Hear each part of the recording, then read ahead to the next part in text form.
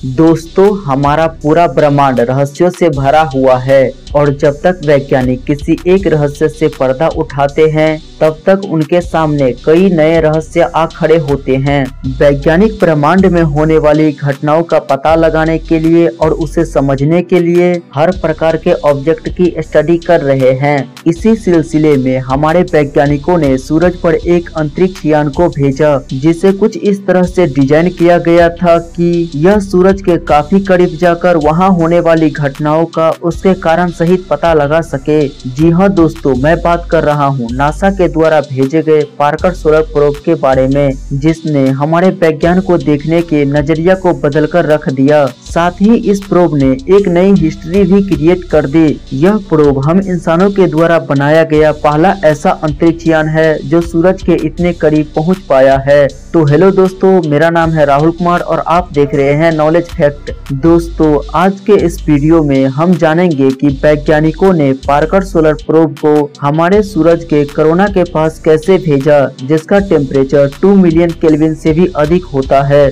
सूरज के इतने पास जाकर इस प्रोब ने किन परिस्थितियों का सामना किया, किन महत्वपूर्ण जानकारियों को इकट्ठा किया और सबसे अहम कि यह प्रोब अभी वहां किस हालत में है। दोस्तों, साल 2018 के अगस्त महीने में एक अंतरिक्ष यान हमारी पृथ्वी से रवाना होता है, जिसकी मंजिल एक ऐसी गर्म और तपती हुई दुनिया थी जहां तक आज तक कोई भी अंतरिक्ष यान नहीं गया था, जिसका मकसद था उस तपती हुई दुनिया पर रिसर्च करना ताकि सूरज पर हो रहे धमाकों का पता लगाया जा सके।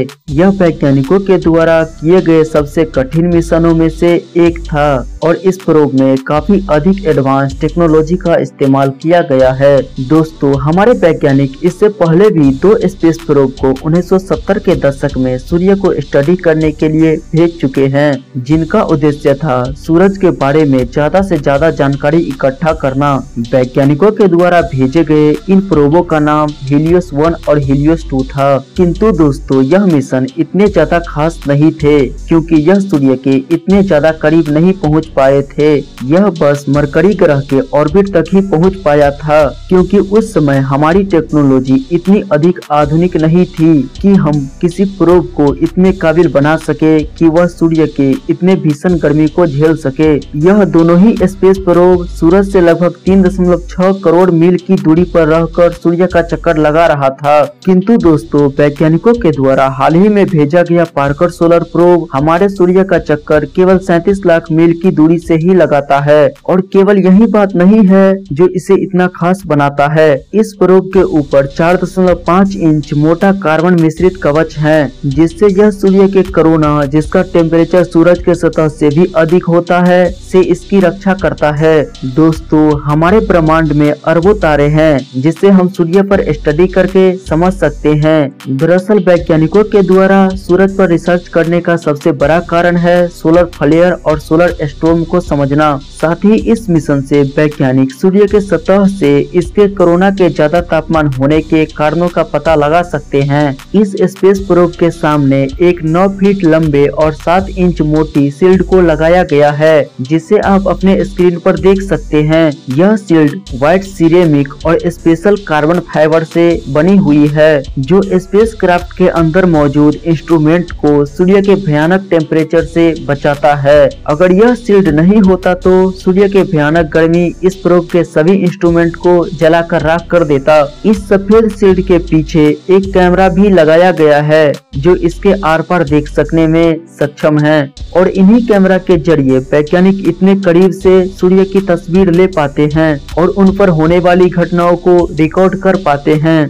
वैज्ञानिकों ने इसी कैमरा से सूर्य के कोरोना का एक वीडियो भी रिकॉर्ड किया था, जिसे आप अपने स्क्रीन पर देख सकते हैं। यह प्रोब एक अलग ही तरीके से अपने मिशन को अंजाम दे रहा है। वैज्ञानिक इसे कुछ समय के लिए कोरोना के अंदर भेज देते हैं, जहां यह सूर्य के अंदर होने वाली घटनाओं को रिकॉर्ड कर लेते हैं और फिर कुछ समय के बाद इसे कोरोना से बाहर निकाल लिया जाता है। प्रोब को कोरोना से बाहर निकालने के बाद वैज्ञानिक इसके ठंडे होने का इंतजार करते हैं और जब यह ठंडा हो जाता है तो इसके सभी इंस्ट्रूमेंट को रीसेट करके एक बार फिर से इसे कोरोना के अंदर भेज दिया जाता है और यही प्रक्रिया बार बार दोहराई जाती है। 2021 के अप्रैल में इसे पहली बार सूर्य के कोरोना के अंदर भेजा गया था।